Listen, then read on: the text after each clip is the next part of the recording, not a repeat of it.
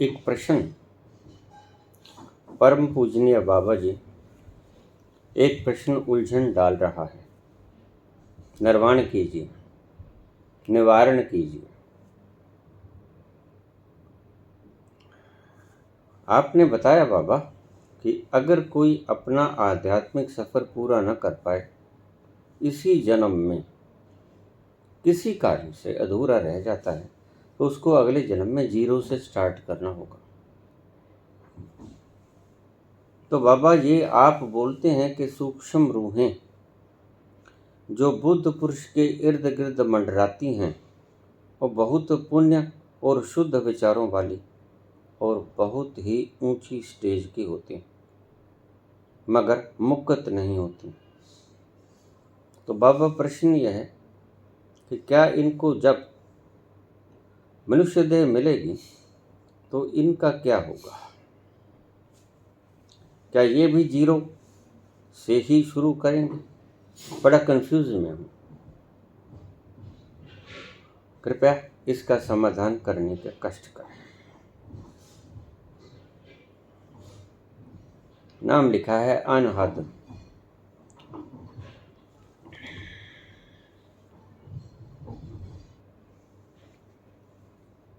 बड़ा महत्वपूर्ण प्रश्न है। प्रश्न ऐसे आने चाहिए जो आपके सभी के दिमागों को उलझाए बैठा है। आप ऐसे प्रश्न करते ही नहीं, पता नहीं क्यों। ऊट पटांग के ऊल जलूल के सवालों को आप खड़ा किए रहते हैं। सही प्रश्नों तक आप पहुंचते ही नहीं। ये सही प्रश्न है जो पूछना चाहिए।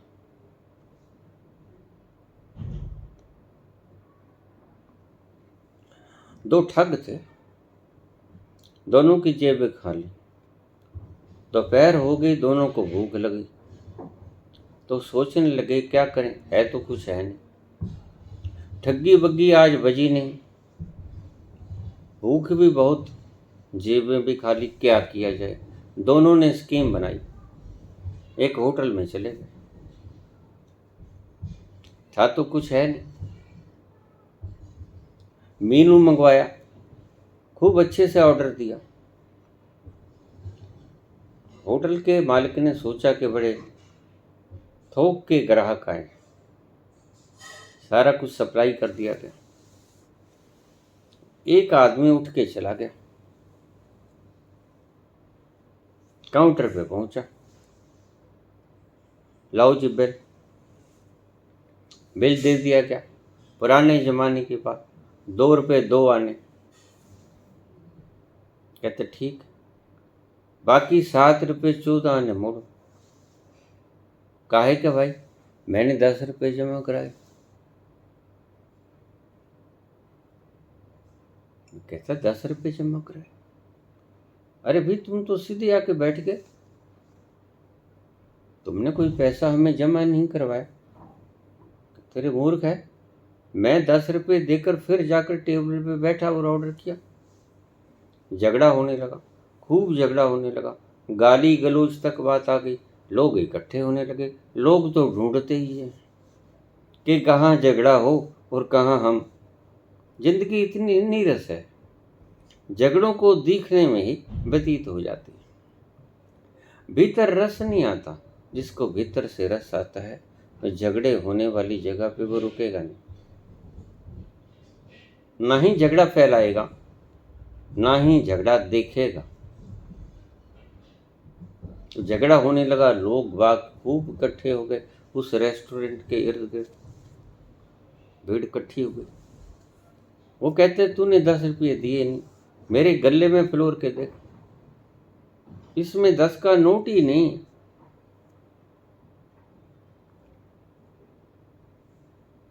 वो कहते मुझे नहीं पता तूने गले में रखे, किसी को मोड़ दिए, क्या हुआ, मैंने तुझे 10 दिए। 2 रुपये 2 आने काट, 7 रुपये 14 आने मोड़ दे। खूब झगड़ा हुआ।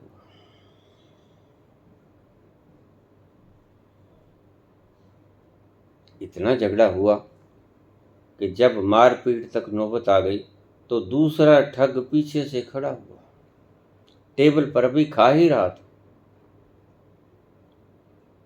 वो जनता खूब इकट्ठी हो गई तो ऊंचे से बोला, अरे भाई बात सुनो, होटल मालिक कुछ ऐसा ना हो जाए, तुम अपने लड़ाई झगड़े में मेरा 100 का नोट मत भूल जाना।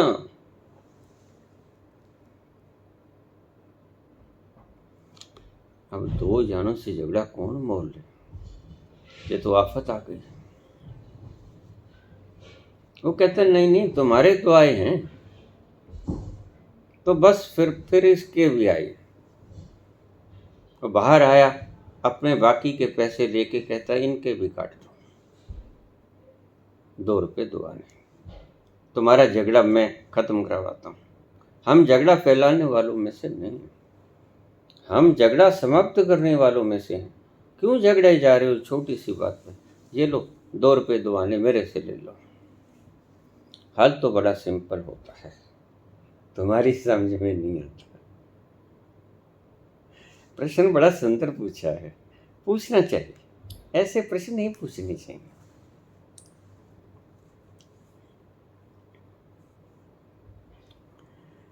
जो सूक्ष्म रूहें आसपास फिर रही हैं, क्या उनको 0 से शुरू करना होगा? अब ठीक से समझ लीजिए, बड़ा बारीक सवाल किया है आपने।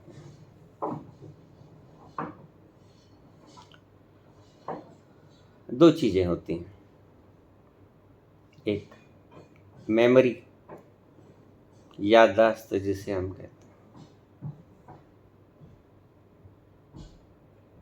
और दूसरी चेतना। याददाश्त और चेतना, कॉन्शियसनेस, मेमोरी एंड कॉन्शियसनेस, ये 2 चीजें होती हैं। कॉन्शियसनेस, जिस स्थल पर आप पहुंच गए किसी भी जीवन में, उससे नीचे आने को कभी भी नहीं। इसलिए ये जो शास्त्रों में झूठ गप बोल रखी हैं, या ये जो गुरुजन लोग कहते हैं कि अगर बुरे किए तो गधे बन जाओगे, अगर बुरे किए तो बैल हो जाओगे, कुत्ते हो जाओगे, सूअर हो जाओगे, ये इनडायरेक्टली आपको गाली निकाल रहे हैं, आपकी चेतना पर थूक रहे हैं। इन्हें पता नहीं। पता किसे होता? पता होता अगर इन्होंने खुद अपने पिछले जन्मों में जाके देखा होता कि हम मनुष्य से कुत्ते बन गए, मनुष्य से सूअर बन गए, मनुष्य से गधे बन गए। गधे से तो मनुष्य बहुत होते हैं, ये तो आखिरी जीवन करीब करीब गधे का होता है मेरे अनुभव के अनुसार।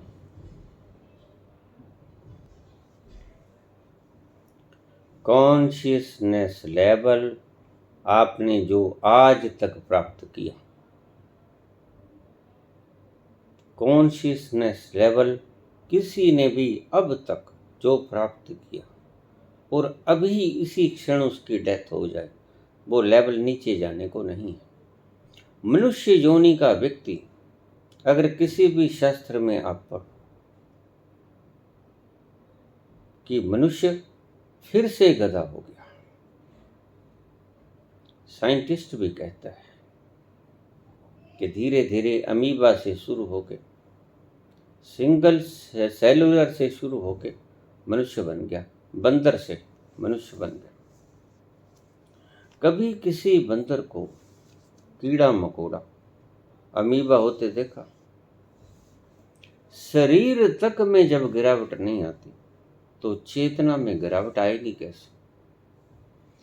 जिसने पीएचडी कर लिया उसको कौन सा कानून होगा जो कि फिर प्रथम क्लास में बैठा देगा? ये तो अन्याय हो गया, और ईश्वर की सृष्टि में अन्याय होता नहीं। वो परम दयालु है और परम अन्यायकारी है, ये तो फिर अन्याय हो गया। तुम कहोगे कि कर्म ऐसे किए कि सूअर बन गया, बिल्कुल कर्म ऐसे किए कि सूअर बन गया, लेकिन तुम्हें पता नहीं कि सूअर कैसे बन गया। कहते मूर्ख मल पख खा, ये सूअर की निशानी।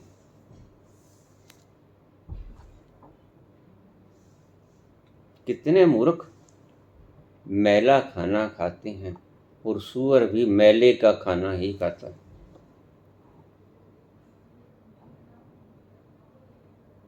बाबा नानक कहते हैं, केते चोर हराम खोर, केते मूर्ख अंधकोर, सब गिनाते हम।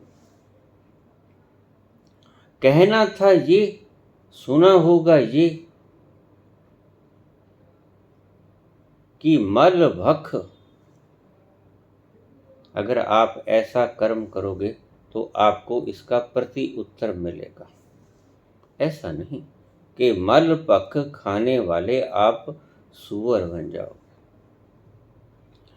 बैलों की तरह परिश्रम तो करना होगा, लेकिन मनुष्य रहकर परिश्रम करना होगा। आज सारी दुनिया बैल है, ढोती चली जा रही, चाहे वो राजगद्दी पे बैठा है, चाहे वो गरीब है। सुबह से शाम तक गधों की तरह भार ढो रहा है, बैलों की तरह चक्कर चला रहा है।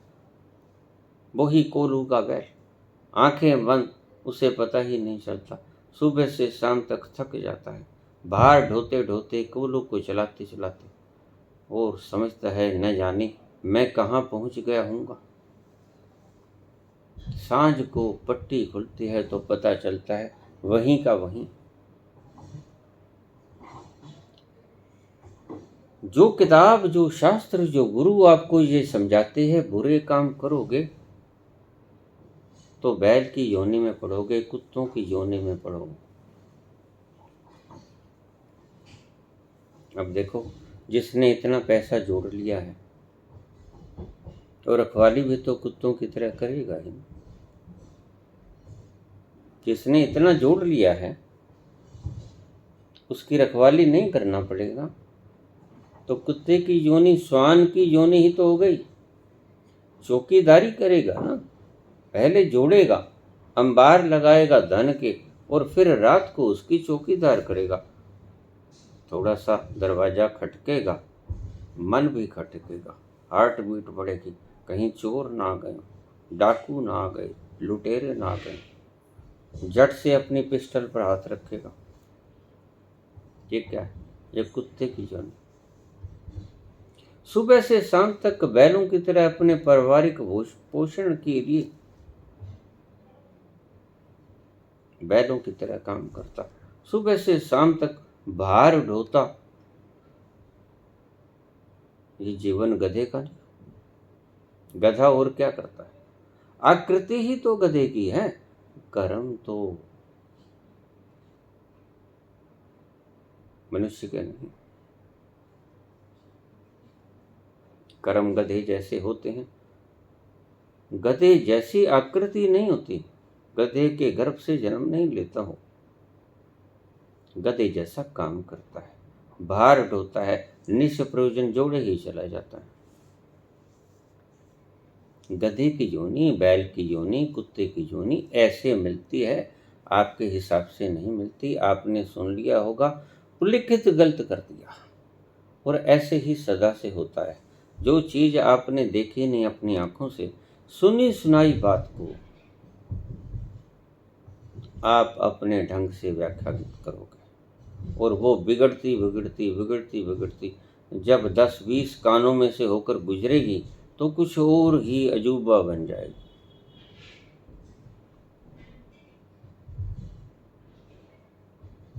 योनियां ऐसे बनती हैं, कॉन्शियसनेस लेवल और मेमोरी।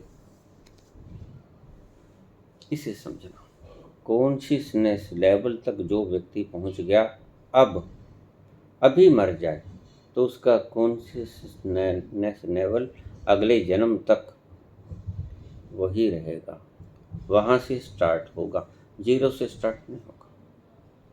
मैंने कॉन्शियसनेस लेवल की बात नहीं थी कि जीरो से स्टार्ट करना पड़ेगा। आप मूर्ख हो, आप समझे नहीं।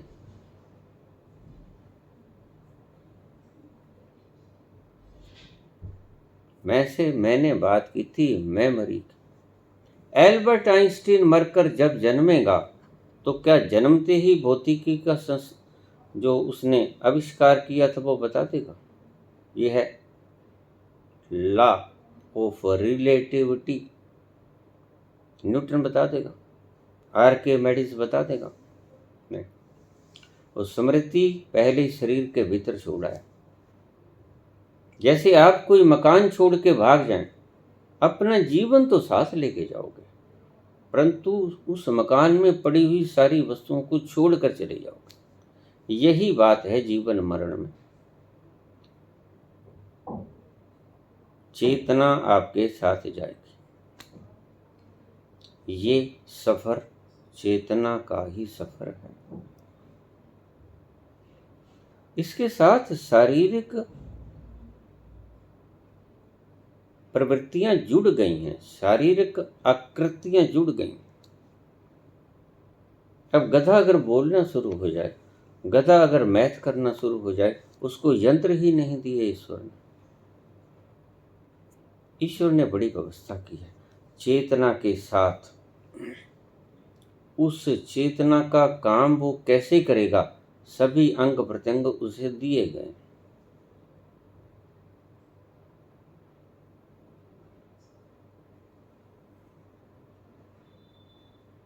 आदमी को, मनुष्य होने को देखिए, ये 5 उंगली, ये उंगली और ये अंगूठा, 90 का कोण। कितनी सुंदर व्यवस्था है ईश्वर की। इसको हम ग्रिप में ला सकते हैं किसी भी उंगली के साथ। इसको ग्रिप में लाएंगे, लिखो। गधा ऐसे नहीं लिख सकता। गधे को वो इंस्ट्रूमेंट भी नहीं दिए जाते जितनी उच्च स्तर की उसके पास चेतना होती है, उतने ही स्तर के उसको शारीरिक ढांचे भी दिए जाते हैं। बैल को भी ऐसे ढांचे दिए जाते हैं। सभी पशुओं को उसकी कॉन्शियसनेस लेवल के हिसाब से शरीर मिलता है। ये आपको बिल्कुल नई बात मिलेगी, किसी शास्त्र में नहीं मिलेगी। शास्त्र में तो गपोड़ शंख मिलेंगे। मैं आज इसीलिए कहता हूँ कि शास्त्रों को आग लगा दो। ये दुष्ट पुरुषों ने शास्त्र लिखे हैं आपको बहकाने के लिए, कोई तौर तरीका है ही नहीं। ये तो वही बात हो गई, अगर एमए किसी ने किया और तीसरे भाग में जाकर फेल हो गया तो उसको आप पहली जमात में बैठा दो। ये तो कोई न्याय भी नहीं हुआ, और ईश्वर परम न्यायकारी है, परम दयालु है, ये बात भी गलत हो गई। ऐसा दोगलापन किसी ने देखना है तो हमारे शास्त्रों में देखे, या हमारे मुनियों में, महाराजों में देखे, जो तख्त पोषों के ऊपर चौड़े होकर मेकअप कर कर त्रिपुंड लगाकर बैठे होते हैं। वो यही बात कहेंगे, गधे की योनि में पड़ोगे, सुअर की योनि में पड़ोगे। नहीं, कहते मूर्ख मल पख खा, दूसरों का गंदा मैला भोजन आप चुरा के खाओगे, डाका मार के खाओगे, उसकी आत्मा को दुखी करके खाओगे। वो मैला खाना है। सुबह से शाम तक आप भार ढोगे अपना भी, लोगों का। वो गधा, गधे को पता नहीं होता कि मेरे ऊपर जो भार लदा गया है वो मेरा है या किसी और का है। भार ढोता है। बैल को भी पता नहीं होता कि मैं कोलू का बैल हूं या सचमुच मेरे से खेत की जुताई करा रहे हैं, नहीं पता होता। बस उसका काम है बैलों की तरह काम करना, गधों की तरह भार ढोना, सूअर की तरह गंदगी में बैठना और गंदगी में ही अपना जीवन बसर करना। सभी तरह के लोग आप इस संसार में पाओगे आज भी। पहले भी आद सच, पहले भी ये सच था, और जुगाद सच, आगे तक भी ये सच रहेगा। मानवता का भीतर का ढांचा ही ऐसा है।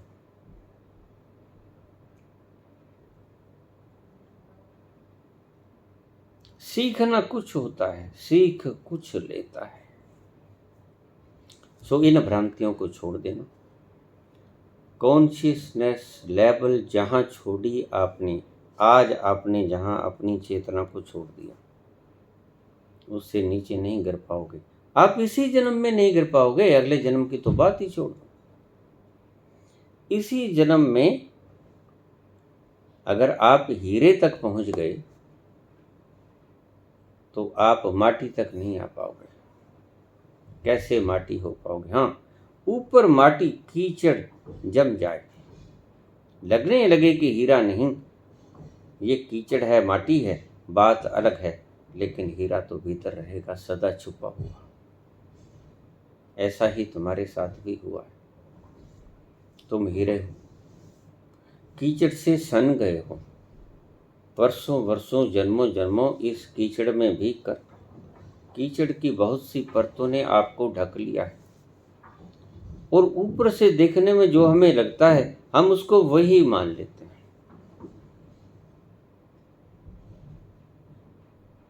आप हीरे हो। अब मुझे लोग पूछ लेते हैं, बहुत से प्रश्न आते हैं, बाबा आप हमें इतना कुछ बताते हैं, आप प्रणाम मत किया करो, धन्यवाद मत किया करो। धन्यवाद तो हमें करना चाहिए आपका, जो हमें इतनी बातें, गूढ़ रहस्य समुद्र में से निकाल निकाल के एक एक रत्न हमें सौंप रहे। दूसरे गुरु हमें प्रणाम नहीं करते हैं, दूसरे गुरु हमें शुभाशीष देते हैं। आप भी आशीर्वाद दिया करो। मेरे घर कोई आशीर्वादों की कमी नहीं है, लेकिन मैं अगर हाथ जोड़ता हूं तो इस कारण से नहीं, कारण दूसरा। जो लोग आपको आशीर्वाद देते हैं वो आपको शिष्य की तरह देखते हैं, और अगर मैं आपके सामने हाथ जोड़ता हूं तो मैं आपको शिष्य की तरह नहीं देखता हूं, मैं आपके भीतर बैठे परमात्मा को देखता हूं। मेरा प्रणाम उस ईश्वर को होता है जो आपके भीतर हीरा छिपा है। मैं ऊपर के कीचड़ को कहाँ प्रणाम करता हूँ? ठीक है, आपके हीरे के ऊपर कीचड़ जम गया, मुझे भी पता है, वही तो उतारने की चेष्टा चल रही है निरंतर। लेकिन इसका अर्थ नहीं है कि हीरा खत्म हो गया है। नो, हीरे ने अपना एग्जिस्टेंस खत्म नहीं कर लिया है। हीरे का अपना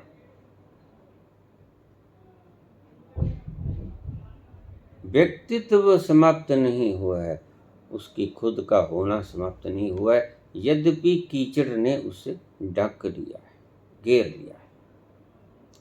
तो जो आपको आशीर्वाद देते हैं वो आपको कीचड़ की तरह देखता है।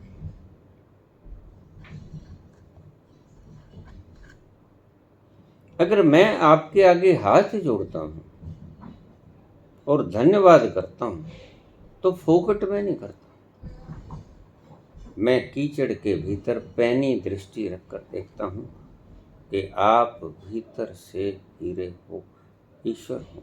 मैं उस ईश्वर को प्रणाम करता हूं, आपके कीचड़ को प्रणाम नहीं करता। मेरा प्रणाम उस परम सत्ता, उस विराट, उस परम शून्य, परम मौन को है, आपको नहीं। आप जो अपने आप को समझे बैठे हैं उनको नहीं, जो आप वास्तव में हो उसको प्रणाम करता हूं, और धन्यवाद भी उसी को देता हूं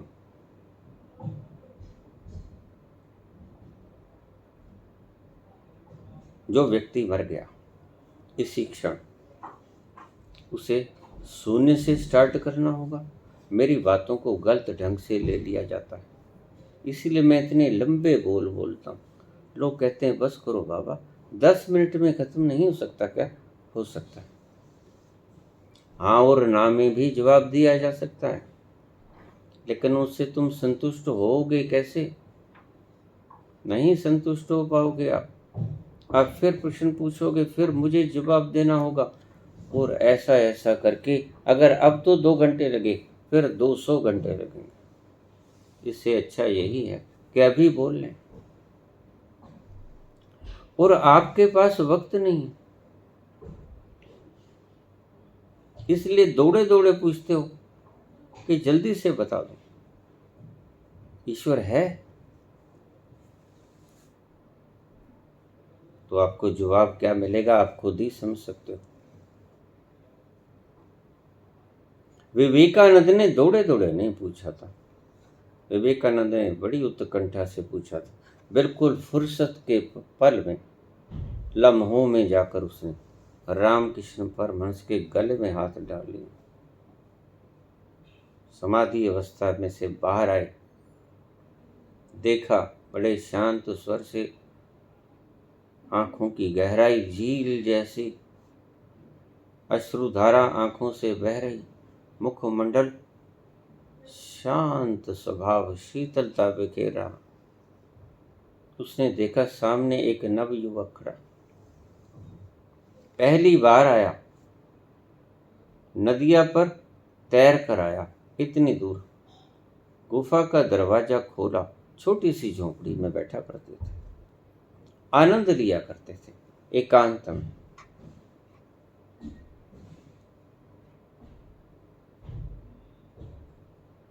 उस दरवाजे को लात मारी, गुस्से में था। गुस्से में ही हुआ करते हैं ये लोग, जिन्होंने अभी उस परम शांति के दर्शन नहीं किए, वो क्रोध में ही होते हैं। दरवाजा खुल गया, शोर भी बहुत हुआ।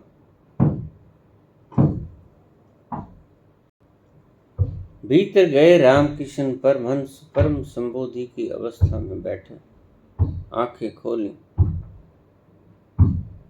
देखा सामने नवयुवक, इशारों में पूछा क्या बात है, और विवेकानंद ने उसके कॉलर में हाथ डाल लिया।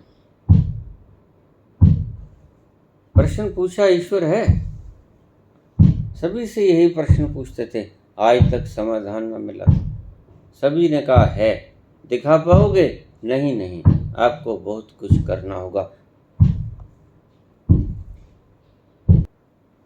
पूछा ईश्वर है, कहते हाँ है। सामने वाला पत्र देखा रामकृष्ण ने, रामकृष्ण को भी तलाश थी ऐसे व्यक्तित्व की, उसकी भी खोज पूरी होने जा रही थी। उसने देखा सामने वाला पात्र स्वर्ण पात्र है और गंदगी से रहित है, बड़ा उजला साफ सुथरा। जो पूछ रहा है, हाँ ये पात्र है, इसमें उंडेल दिया जाए अमृत तो बहुत ही शुभ होगा। उसने पात्र देख के कहा कि हाँ है, देखना है खुद ही। प्रश्न, ऐसा तो कभी हुआ भी नहीं था।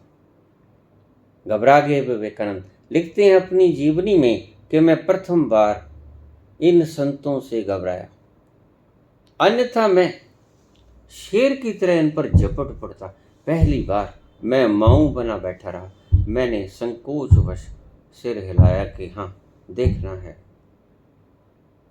तो ठीक है, फिर देखो। हाथ रख दिया। छोटी सी बात, आधे मिनट की बात, जो जखाई मारी जिंदगी भर बेकार हो जाती थी। लेकिन आज सही गुरु मिल गया और सामने सही पात्र ने सही गुरु से सवाल पूछ लिया, तो सही गुरु ने उसने सिर के ऊपर हाथ रख दिया। पात्र अगर ठीक ना हो तो विवेकानंद, अगर न होता तो रामकृष्ण यही जवाब देते कि नहीं है, ईश्वर नहीं है, या मुझे पता नहीं। बिल्कुल यही जवाब होता। पात्र देखकर जवाब मिला कि स्वर्ण पात्र है और बिल्कुल साफ सुथरा। मजा हुआ। इसमें अमृत डालने का कोई नुकसान नहीं, इसमें अमृत ढाला जा सकता है। उसने कहा हाँ है। तुमने देखा? हाँ। तुमने देखना है? हाँ देखना है। तो फिर देखो। हाथ रख दिया। और विवेकानंद गहरे गहरे गहरे गहरे। एक वक्त आया उसे लगा कि बहुत गहरे कुएं में छलांग लग जाएगी, मैं मर जाऊंगा। उसने कहा, स्वामी जी रुको, मैं मर जाऊंगा, मेरे माँ बाप भाई बहन भी हैं। अच्छा, तो पहले क्यों नहीं बताया? अगर माँ बाप भाई बहन हैं तो बाहर आ जाओ। डर गए विवेकानंद पहली बार, लेकिन उस सतोरी की झलक को देख चुके थे। प्रथम सतोरी की झलक को देख चुके थे। हाथ उठा लिया गया, होश में आए विवेकानंद, चरणों में सिर रख दिया रामकृष्ण के, रोने लगे बड़ी बुरी तरह से। गुरु दक्षिणा दे दी गई, उन आंसुओं के द्वारा पैर धो दिए गए।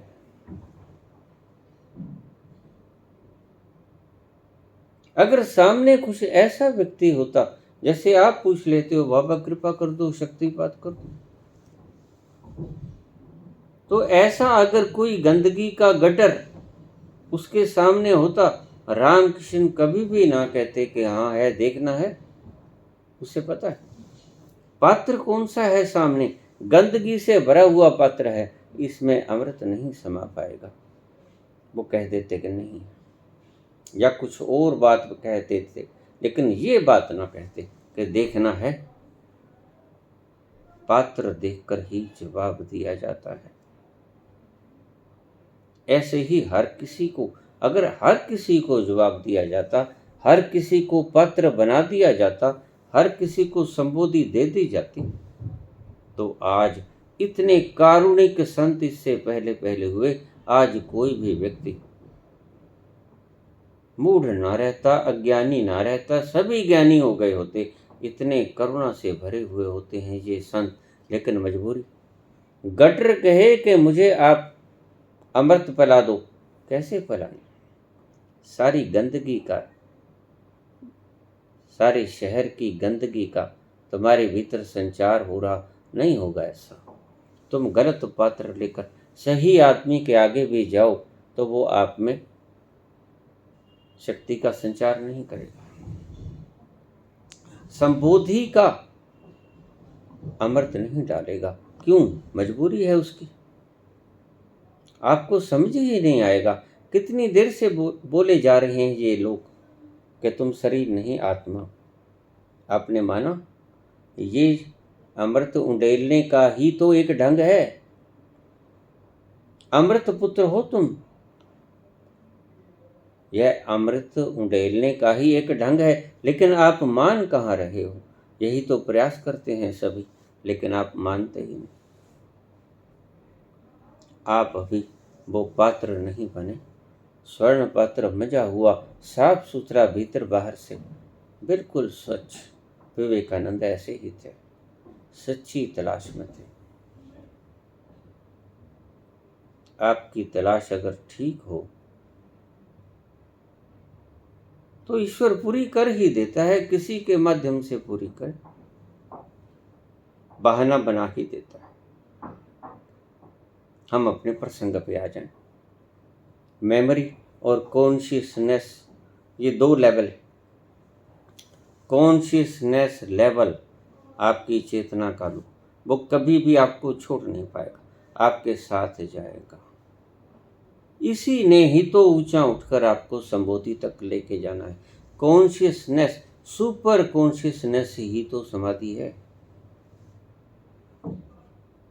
सुपर मेमोरी समाधि नहीं, वो तो कूड़ा है।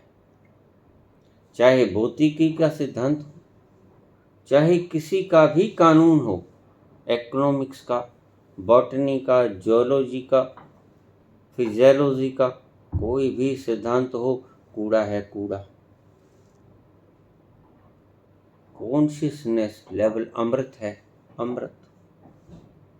कॉन्शियसनेस लेवल कभी भी घटता नहीं। आप जीरो की बात करते हैं, 0.00001 इतना भी नहीं घटता, घटता ही नहीं।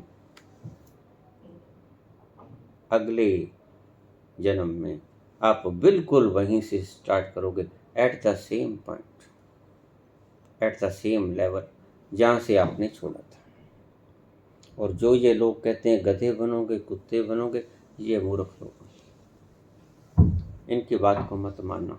ये आपको डरा रहे हैं। और डर से कभी प्रेम मिलता है? वो परम प्रेम डर से मिलता है। जिससे आपको डर होता है उससे तो आप बिदक के जाते हो एक तरफ, और जिससे आपको परम प्रेम होता है उसको आप आलिंगन में ले लेते हो, बाहों में ले लेते हो, चूम लेते हो, गले लगा देते हो। ईद होती है आपके लिए उस दिन।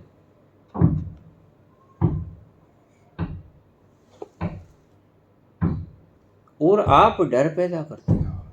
डर से कभी प्रेम मिलता नहीं। इसलिए आज तुम देखो, तुम्हारे मुखड़ों पर 12:3:30 हुए पड़े। तुम्हारी आत्मा रोगग्रस्त है। तुमने सुख की एक किरण तक को तुम तरस गए हो। इसलिए छोटे छोटे सुखों पर अपनी जान तक न्यौछावर कर देते हो। छोटे छोटे सुख, धन कमाना है, अंबार लगाना है, 1 नंबर बनना है, बन जाओ। मर जाओगे फिर 1 नंबर कोई दूसरा हो जाएगा। आपके जीते जी ही आपकी जगह कोई और ले लेगा। आपके जीते जी ही आपकी कुर्सियां कोई और ले लेगा।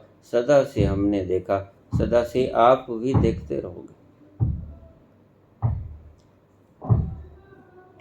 आइंस्टीन मरे, न्यूटन मरे, आर्किमिडीज मरे, रदरफोर्ड मरे।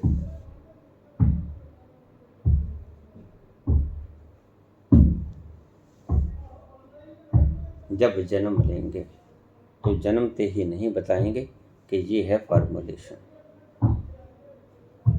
लॉ ऑफ ग्रेविटी की,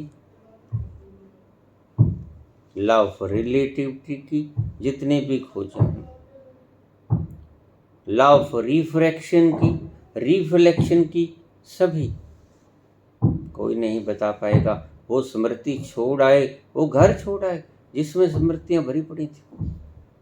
उन स्मृतियों के संस्कार आएंगे, सिर्फ संस्कार। इन गहरी बातों को आप अगर बहुत गहरे से समझोगे तो ही समझ आएंगी। किसी जगह पर आपने फर्श पर पानी बिखेर दिया गिलास, तो पानी एक रास्ता बनाकर चला जाएगा अपने आप, बाधाओं को हटाना शुरू कर देगा और पानी कहाँ गया खो जाएगा। फिर थोड़ी देर बाद, 5-4 घंटे के बाद आप वहीं पर पानी गिराओगे तो पाओगे कि पानी बिल्कुल सेम दिशा में गया जिस दिशा में आपने पहले गिराया था और पानी गया था। क्यों? इसे कहते हैं संस्कार। आपके भीतर वो याद नहीं होगा कि फार्मूला क्या है। आप जन्म से न्यूटन नहीं बनोगे, आप जन्म से रदरफोर्ड नहीं बनोगे, आप जन्म से स्टीफन हॉकिंस नहीं बनोगे, आप जन्म से एल्बर्ट आइंस्टीन नहीं बनोगे, आप जन्म से माइकल फैराडे नहीं बनोगे, टेस्ला नहीं बनोगे।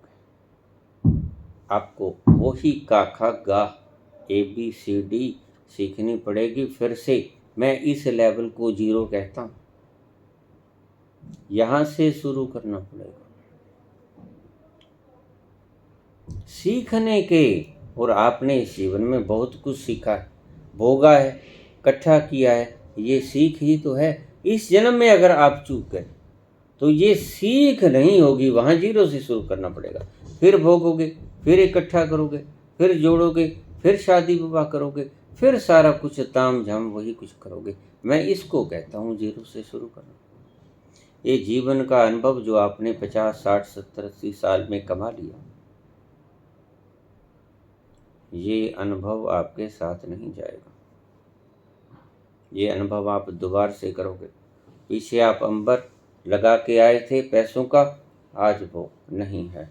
आप फिर से कमाओगे, झोंपड़ी से उठोगे, फिर से व्हाइट हाउस में पहुंचोगे।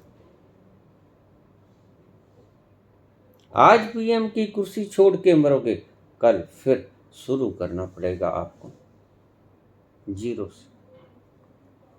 मैं अनुभव के लिए कहता हूँ, 0 से शुरू करना पड़ेगा और ये अनुभव बड़े काम का है। इस जन्म में आपने जो अनुभव किया, किसी से धोखा खाया, किसी को धोखा दिया, कुछ गलती हुई, कुछ भूलें हुई, ये सभी के अनुभव आपके साथ हैं। ये आपके बड़े काम पड़ेगा। बुद्ध को इन्हीं अनुभवों ने ही तो वैराग्य दे दिया। भोग भोग के पाया, खा पी के पाया, सब कुछ परम परम राज्य भोग के पाया कि बेकार है, दुख का कारण है, सुख नहीं है, आखिर मर ही जाना है। और मर ही जाना है तो इतना जमेरा क्यों करना है? ये जमीनें क्यों जोड़नी है? ये जमीनों के कागजात पर लकीरों में परिवर्तन क्यों करना है? यहाँ किसी और का नाम था, आज तुम्हारा नाम लिखा गया, कल तुम्हारा भी नहीं रहेगा, याद रखना। ये किसी और का नाम लिखा जाएगा। सदा से भूमि वही रही है, नाम अनंत हो गए। अनेकों के नाम हुई है पटवारी की, जमाबंदियों के भीतर, फर्दों के भीतर मालिक नहीं हुए। मालिक फिर मर गया, नया मालिक बन गया, लेकिन नकली मालिक बन गया। पक्के मालिक नहीं बनोगे, चेतना के पक्के मालिक बनोगे, स्मृतियों के, अनुभवों के पक्के मालिक नहीं बनोगे। मालिकाना हक जिसे आप कहते हो, प्रॉपर्टी का, भौतिकता का, वो फिर से नहीं, अगले जन्म में नहीं। आप अगर यहां से छोड़ के गए हो 20-50 हजार किला जमीन, अगले जन्म में आपको वो मिलने वाली नहीं कि लो भाई पिछले जन्म में तुमने ये कमाया, अब संभालो, अब आगे से शुरू करो। नहीं, बिल्कुल मलंग होके शुरू करना पड़ेगा। मैं इसको 0 कहता हूँ। और इस अनुभव ने बड़ा काम किया है संतत्व तक पहुंचाने का। इस अनुभव से वैराग्य का जन्म हुआ है। बुद्ध अगर 29 वर्ष तक भोगते और न भोगते तो ये रिजल्ट न पाते कि नहीं मिला, कुछ नहीं संसार में, आप फिर से भोगोगे। अगर बुद्ध उस वक्त शरीर छोड़ गए होते तो अगले जन्म में 0 से शुरू करना होता। खाने का स्वाद लो, पीने का स्वाद लो, अंतरंग क्षणों का स्वाद लो, रूप रस गंध, इनका स्पर्श, इनका स्वाद लो, फिर अनुभव में लेके आओ, फिर बड़े हो, शरीर बड़ा हो जाएगा, साथ साथ फिर अनुभव को आप दोहराओ। यही तो मूर्खता आप कर रहे हो। इसलिए मैं कहता हूं, अगर शरीर को आपने स्वस्थ रखना है तो इस कारण से स्वस्थ रखना, ये एक ही जन्म में आप पहुंचे जाओ। सारे अनुभव आपके काम पड़ेंगे कि मैंने ये कुछ किया और इसका परिणाम ये मिला, मेरा अनुभव ये हुआ। आगे से अगर ठीक है तो वो काम फिर दोबारा करोगे, नहीं तो आप फिर रिपीट नहीं करोगे। नहीं, ऐसा मैंने किया था, इससे दुख मिला, दुख कोई चाहता नहीं। ऐसा मैंने किया था, इससे अखंड सुख नहीं मिला, क्षणिक सुख मिला। और क्षणिक सुख नहीं, तृप्ति नहीं देगा। अखंड सुख की तलाश, अखंड सुख की तलाश जब तक पूरी नहीं होगी तब तक आप ठहरोगे भी नहीं और ठहर सकते भी नहीं। कोई कांटा आपके भीतर चुभता ही रहेगा, सदा दुख देता ही रहेगा। मैं इसको 0 कहता हूँ। कॉन्शियसनेस लेवल की बात तो मैंने पहले ही खत्म कर दी, कब की। वो लेवल तो आपने जहाँ जिस जन्म में छोड़ दिया, शरीर का भी और आत्मा का भी, वो कभी उसके नीचे तल पर जाएगा ही नहीं। कभी आप बंदर नहीं बनोगे, देख लेना, पिछले जन्म में उतर के देखना। ये जो लोग कहते हैं कि आप फिर से गधे बन जाओगे, फिर से बैल बन जाओगे, इन्होंने पिछले जन्म में जाके देखा होगा तो ये गधे होंगे। सच बोलते हैं बेचारे, क्या करें, सत्य बोलने पर मजबूर हैं, झूठ बोलते ही नहीं। लेकिन ऐसा है नहीं। मैं आपसे कहता हूँ, इन मूर्खों से सावधान रहना। ये ठग हैं, आपको ठग लेंगे। इनको कुछ पता नहीं, मेरी बातों से आहत होते हैं, लेकिन बेचारे खुद के अनुभव को देखते हैं, शर्मिंदा हो जाते हैं। वाकई ही ये व्यक्ति सच बोल रहा है। कुछ लोग मेरे आगे कन्फेस करते हैं कि आपने सच बोला, लेकिन क्या करें, अब क्या करें, अब कुछ नहीं हो सकता। एक जैन मुनि मेरे पास आए, बहुत साल पहले की बात। आपकी बातें तो ठीक हैं, लेकिन छोड़ भी नहीं सकते। ना कोई क्वालिफिकेशन, ना कोई डिग्री, हमें कोई चपरासी तक नहीं रखेगा, और आज के ज़माने में तो खास तौर से नहीं रखेगा। जब पीएचडी पढ़े, सफाई सेवक की नौकरी ढूंढ रहे हैं, और अनपढ़ व्यक्ति राजगद्दियों पे ठाठ ले रहे हैं, ये जमाना फिर कब आएगा? आज ही है।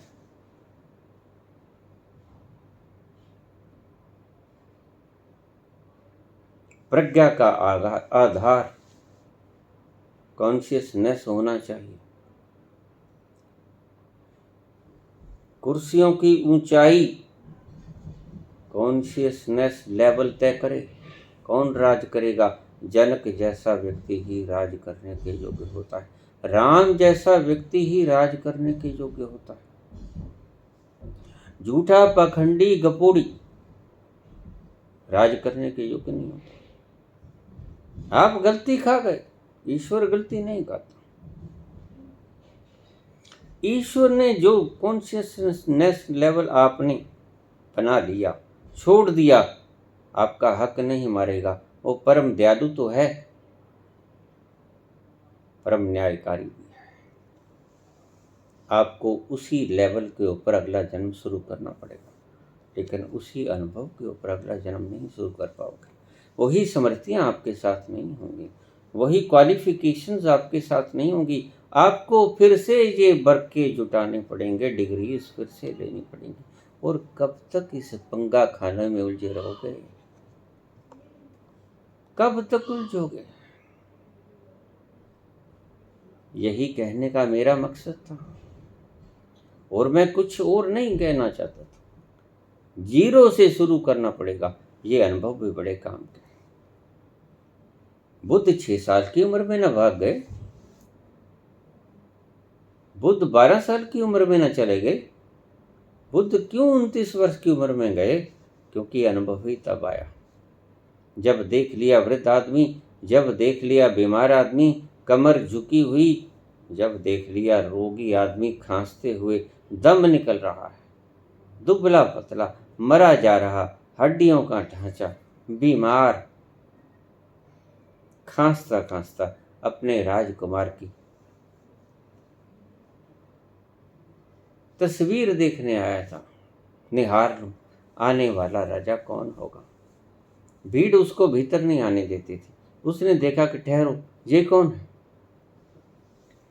तो चेतक ने कहा, महाराज ये आदमी है, बूढ़ा हो गया है, बीमार भी है, रोगी भी है। क्या मैं भी बूढ़ा हो जाऊंगा? मैं भी रोगी हो जाऊंगा? बिल्कुल, शरीर सदा ही बूढ़ा होता है, सबका शरीर बूढ़ा होता है, सबका शरीर रोगग्रस्त भी होता है, मरता भी है एक दिन। ये कोई बहादुरी नहीं, लंबा जीवन जीना कोई बहादुरी नहीं। बहादुरी, हमने गलत आदमियों को वीर कह दिया, इसलिए हम गलत रास्ते नाप रहे हैं आज। महावीर तो महावीर जैसे लोगों को, वर्धमान जैसे लोगों को ही महावीर कहना चाहिए। महावीर लंबे जीवन जीने वाले का नाम महावीर नहीं है, उनको उपाधि नहीं देनी चाहिए महावीर। इसमें क्या खास बात है? कोई फार्मूला इजाद कर लिया होगा। क्या धन धन करेंगे? मैं बार बार कहता हूं। गौशाला जाता था, एक व्यक्ति मुगदर घुमाया करता था, उम्र 65 साल, घोड़े झुके हुए, चल फिर नहीं सकता था, ऊपर का शरीर ठीक, मुगदर घुमाते खूब बलशाली। मैंने उससे पूछा, काहे करते हो? कहता, बलिष्ठ रहूंगा, ज़्यादा उम्र जीऊंगा। मैंने कहा, कितनी उम्र? कहते 65। मैंने कहा, कितना जीना चाहते हो? कहते 100 साल। हमारे वेदों में कहा है शतेम जीवित। मैंने कहा 65 में क्या किया? कहते 65 में यही कुछ किया, मुकद्दर घुमाया। मैंने कहा फिर जो 65 में किया वो 100 में भी वही धन धन कर लोगे। कुछ नहीं किया, शरीर ही बने रहे 65 तक और शरीर ही बने रहोगे 100 तक और शरीर ही बने रहोगे 1,00,000 साल तक। मुकद्दर ही घुमाते रहो। राम राम सत्य है। गलत व्यक्तियों को महावीर की खिताबी हमने दी, उपाधियों से युक्त किया, तो आज सारा संसार उन गलत उपाधियों को लेने के लिए भाग रहा है। जो व्यक्ति किसी कारणवश इस जन्म में पूरा नहीं हो पाया, अपूर्ण ही मर गया, तो क्या उसका कमाया 0 हो जाएगा? क्या उसको अगले जन्म में 0 से शुरू करना होगा? यह प्रश्न मुझे कचोटे जा रहा है। मैंने यह बोला ही नहीं। आपकी समझ में गलती हो गई।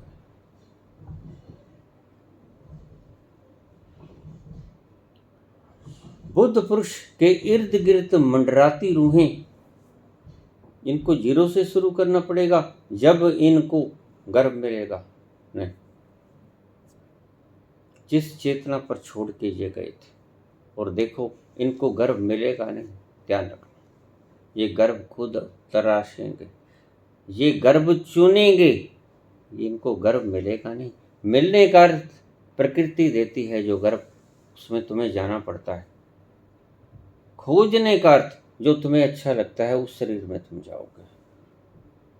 इन बुद्ध पुरुषों को, इन स्वच्छ रूहों को तलाशना नहीं पड़ेगा, मिलेगा नहीं। ये खुद अपनी इच्छा से जहाँ चाहेंगे वहीं जन्म लेंगे, जहाँ इनको अनुकूल लगेगा माहौल वही जन्म लेंगे। ये प्रकृति इनको प्रदान नहीं करेगी कुछ, प्रकृति का काम खत्म। फिर से 0 नहीं, कॉन्शियसनेस लेवल नहीं घटता। और ये करीब करीब जो सिद्ध पुरुष हैं वो मुक्त हैं, मोक्ष में नहीं गए हैं। मैंने ये फर्क एक पहली डिस्कोर्स में आपको समझाई है, तो कृपया उस प्रवचन को सुनने का कष्ट करें। व्हाट्स द डिफरेंस बिटवीन मुक्ति एंड मोक्ष? मुक्ति, लिबरेशन, इस शरीर से मुक्ति। मोक्ष, सारे पुराने हिसाब किताब चुकता, उसे मोक्ष कहते हैं। बूंद समानी समुद्र में, वो मोक्ष है। अभी ये लोग करुणावश अपने शरीर को छोड़कर गए हैं, मुक्त हैं, लिबरेट हो गए, बंधन टूट गए हैं, लेकिन करुणावश हमारे लिए, आपके लिए हमारी सहायता कर रहे हैं कि किसी तरह इनको किसी चीज की जरूरत है जिसके अंदर इनकी आत्मा अटकी हुई है, उन्हें दिलवा दें। ये भोग लेंगे, पाएंगे तो वही जो सभी ने पाया, दुख पाएंगे। और जब दुख पाएंगे तो तमन्ना मिट गई। तमन्ना मिट गई तो शायद इस रास्ते पर चल पड़े। उनका मानना है और उनका जानना भी है, जब सब भोग लिया जाता है तो फिर एक ही रास्ता बचता है, परम भोग। उस परम को भोग लो। जब सभी शांतियां बेकार हो जाती हैं तो एक ही शांति काम आती है, परम शांति, परम आनंद। जब आपके छोटे छोटे सुख छोटे पड़ने दिखते, ये छोटे सुख हैं, ये खंडित सुख हैं, तब इच्छा कहाँ होती है? अखंड सुख को प्राप्त करने की तरफ आपकी आंखें उठती हैं कि यहाँ तो नहीं है, मैंने तलाश लिया, ये कहीं और है।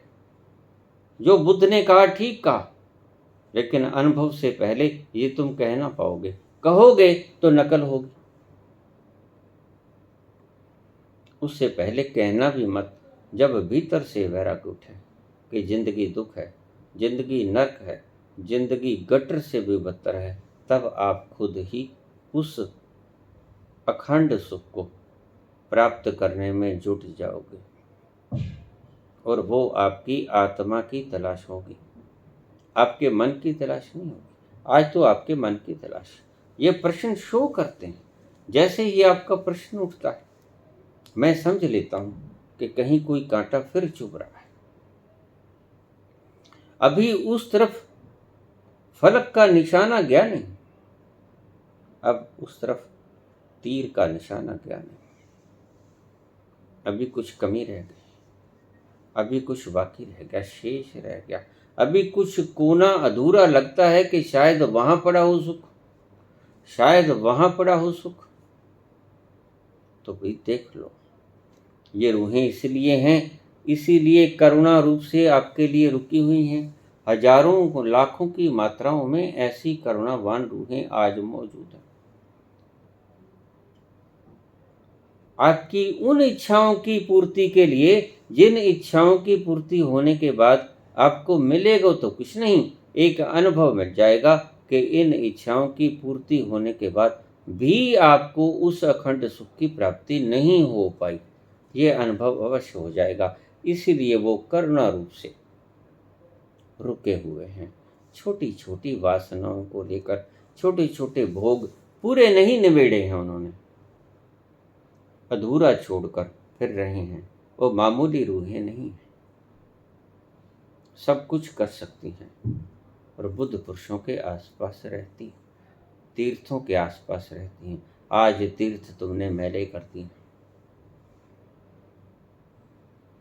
सिर्फ गंगा ही मैली नहीं की, आज तीर्थ भी आपने मैले कर दिए। तीर्थों के मैले इस तरह से नहीं जैसे आप समझते हो। तीर्थों का कुछ नहीं बिगड़ा है, आपकी मनोवृत्तियों का जहर बदल गया है। जहां जाकर मुक्ति मांगनी चाहिए, वहां जाकर आप अपनी इच्छाएं पूर्ण करने की सामग्री मांगते हो।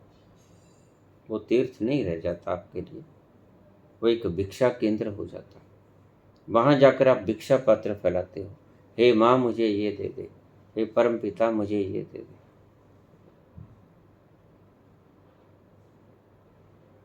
जीरो से शुरू नहीं करना पड़ेगा कॉन्शियसनेस लेवल, तो जहां से छोड़ा वहीं से शुरू होगा। हाँ, अनुभव आपका खत्म हो जाएगा। इसलिए मैं कहता हूं कि इसी जन्म में आप आ जाओ तो शुभ रहेगा। ऐसा मौका बार बार कब मिलता है। मैंने 150-200 जन्म गंवा दिए एक छोटी सी बात के लिए, डर गया मुझसे। और गुरु ने बार बार कहा था कि दूसरी कोई साधना नहीं, मृत्यु से नहीं डरना है। वही गलती में खा गया। मुल कर बैठे तस्वीरां दा, ये जान दिया कुछ शोख जहे रंगां दा ना तस्वीरां है। ए जान दिया कुछ शोख जहे रंगां दा ना तस्वीरां है।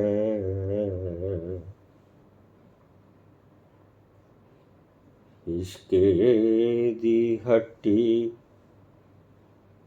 बाजा बैठे, इश्के दी हट्टी जा बैठे,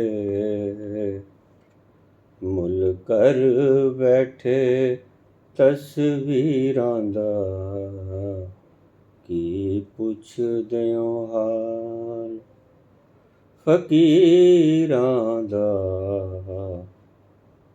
साडे नदियों विछड़े नीरां दा, की पुछ दियो हाल। मत पूछो, सब जानते हैं, कोई साथ नहीं लेके जाता। धरती पर पड़ी रहती है ये काया, खजानों में पड़ी रहती है माया। घरों में बैठे रहते हैं आपके पुत्र पुत्रादि, आपके रिश्तेदार, लेकिन फिर भी आप जब उस इश्क की घाटी पर जा बैठते हो, पता होते हुए भी कितनी बार नहीं आपने खोया, फिर उन्हीं तस्वीरों के ये जानते हाँ कुछ शोख जहे रंगां दा ना तस्वीरां।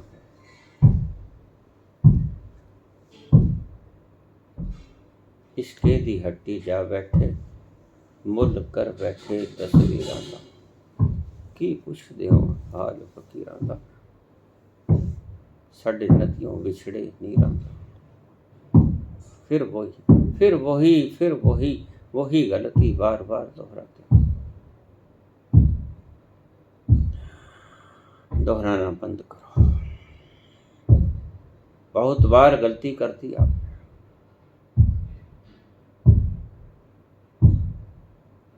अब गलती और मत करो। वक्त भी है, रास्ता भी सही है, मंजिल भी सामने दिखाई पड़ती है। जानबूझकर अंधे मत बनो, जानबूझकर मन को सवाल करने की अनुमति मत दो। तुम रास्ता अच्छी तरह से जानते हो, तुम्हारा मन उलझन पैदा करता है, ये भी तुम्हें पता है। और मैंने बहुत बार कहा, मन के पीछे मत जाना।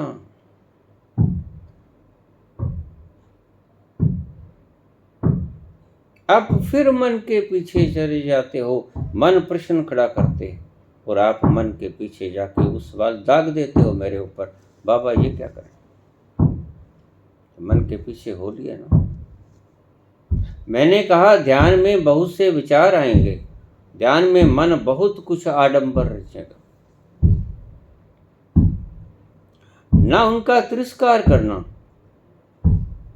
ना उनके साथ गलबकड़ी डालना, ना उसका पीछा करना, ना उसका साथ होना, ना उसको उपेक्षित करना, कुछ नहीं करना। Let that come and let that go. उसे आने दो और उसे जाने दो, इसी का नाम ध्यान है।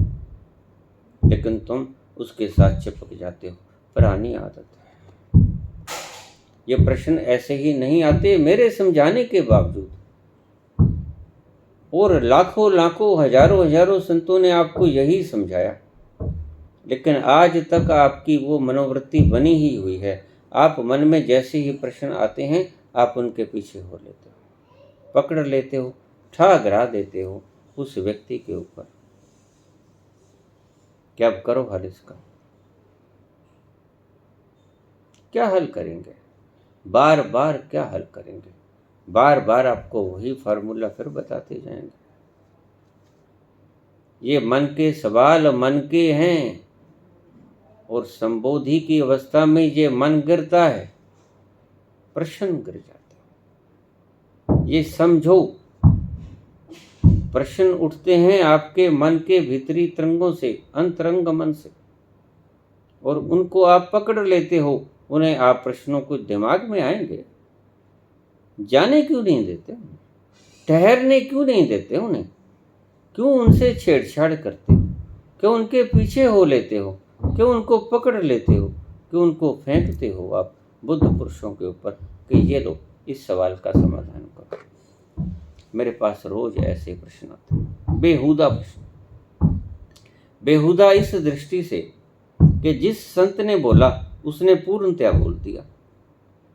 ये बाबा, ये फलां जगह लिखा, ये फलां संत ने लिखा, ये त्रिकुंडीनाथ ने लिखा, ये भैरवनाथ ने लिखा, ये उसने लिखा, ये फलां गीता में, ये उसमें, इसका जवाब दो। क्या जरूरत है? जरूरत क्या है? संबोधि के बाद तुम्हें हर प्रश्न का जवाब मिलेगा। संबोधि के बाद आप हर संत की भाषा को आराम से समझ जाओगे, बिना प्रयास के। क्योंकि सभी संतों ने एक ही बात बोले, सभी संत एक ही केंद्र पे पहुंचे। किसी ने अलग अलग बात नहीं की। कबीर ने ठीक कहा, सबे सियाने एक मत, मूर्ख अपनो अपनी। ये मन मूर्ख है, अलग अलग प्रश्न करेगा और इतने बेहुदा प्रश्न करेगा कि हम जवाब क्या उसका खाक दें। आप प्रश्न पूछने में समय बर्बाद क्यों किए हो? पहले कम बर्बाद किया है क्या? आपको नहीं पता है, प्रमाण नहीं है तो अनुमान तो है। संत बता तो रहे आपको, ये अनुमान समझ के ही चल पड़ो। जरूर ही अगर ये बात बता दी गई कि आग में हाथ डालने से हाथ जल जाएगा, डाल के ही देखना है, पीड़ा सहन करनी ही है आपने। अनुमान से सीखो। सभी कुछ प्रमाण से नहीं मिला करता, बहुत चीजें अनुमान से भी देखनी होती। हमारे सामने कोई आग में हाथ डालता है, जल जाता, हमने देखा कितना दुखी होता है, कितना तंग होता है, महीनों तक वो जलता रहता है। क्या आप उसकी व्यथा को समझ नहीं पाते? देखकर ये अनुमान है, यद्यपि पीड़ा आपको नहीं हो रही, जलने वाले को पीड़ा हो रही, लेकिन अनुमान तो आप लगा सकते हो। अनुमान से आप कुछ भी नहीं समझने को तैयार हो, जबकि अनुमान के बिना पहुंचना बहुत मुश्किल है। बुद्ध ने भी अनुमान लगाया था। अगर यहाँ नहीं है तो संत जो कहते हैं फिर उनकी बात मानी जाए। अनुमान से ही चले थे, मिल गया रास्ता। संतों ने बताया कि संसार में नहीं है, संसार दुख है। अखंड सुख चाहते हो तो संसार से परे भी एक शक्ति है, उसकी खोज करो। और ऐसा ही बुद्ध ने किया और खोज लिया गया। आप ऐसे प्रश्न पूछते हो, अच्छी बात है, लेकिन बर्बाद न करो समय का। अब चल पड़ो। बार बार सभी के प्रश्नों का जवाब देता हूं, तो फिर प्रश्नों का जवाब लेके चल पड़ो। नहीं, आपकी बुद्धि, आपका मन फिर इसमें से भी प्रश्न ढूंढेगा। आप खोपड़ी को एक तरफ रख क्यों नहीं देते? क्या बिगाड़ा है इस खोपड़ी ने आपका? ये आएगी, ये सोचेगी, इसका काम ही सोचना है। इसको सोचने दो। मन आएगा, आने दो। ठहरेगा, ठहरने दो। जाएगा, जाने दो। आप ना उसमें क्लिंग हो, ना उसकी उपेक्षा करो। आप खुद में ही बने रहो, यथावत स्थिति प्रज्ञा। आप अपनी अवस्था में ठहर जाओ, यही सूत्र है। क्या बाबा जीरो से शुरू करना पड़ेगा? हाँ, अनुभव तो जीरो से ही शुरू करना पड़ेगा, इसमें कोई शक नहीं। वैज्ञानिक भी मरेगा तो ABC से शुरू करेगा, क ख ग से शुरू करेगा, कक्का खक्खा गग्गा से शुरू करेगा, अल्फाबेट से शुरू करेगा। मरा चाहे कितना भी डिस्कवरी करके है, इन्वेंशंस करके है, शुरू फिर अगले जीवन में यही करना होगा।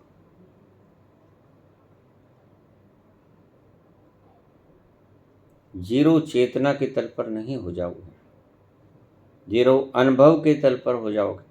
अनुभव फिर दोबार से। इसलिए तो आप इन्हीं बेवकूफ़ियों को बार बार सभी जन्मों में दोहराते फिरते हो।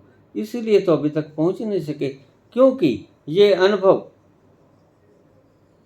पूरे आप कर नहीं पाते एक जीवन में। पिछले जन्मों की आपको सुधि कोई नहीं, दूसरों के ऊपर को विश्वास नहीं आपको। पहुंचना संदिग्ध लगता है ऐसी अवस्था में। इसलिए गुरु की आवश्यकता थी कि मान लो। गुरु कहता है मान लो, मत झगड़े फसाद में पड़ो, इसमें कुछ नहीं है। जब बता रहा है कि आगे कुआं है, गिरोगे, तो उसकी बात को मान लो, अन्यथा फिर गिरना ही पड़ेगा। अनुभव के तल पर जीरो से शुरू करना होगा। कॉन्शियसनेस लेवल पर वहीं से शुरू करोगे जहां से छोड़ा। बस इतनी सी बात समझ लो। मैंने ये बात बोली थी। प्रश्न करना बंद करता हूं, बार बार कहता हूं, लेकिन बोलता हूं क्योंकि आपका मन प्रश्न करता है। आप उस प्रश्न को पकड़ते हो, चिपटते हो और फेंक देते हो हमारे पे, ये उठाओ। हम जवाब देते हैं।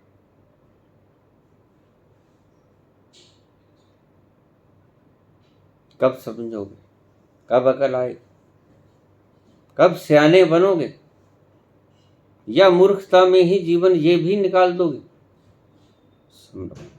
जागो, चेतो, अज हूं चेत गवार।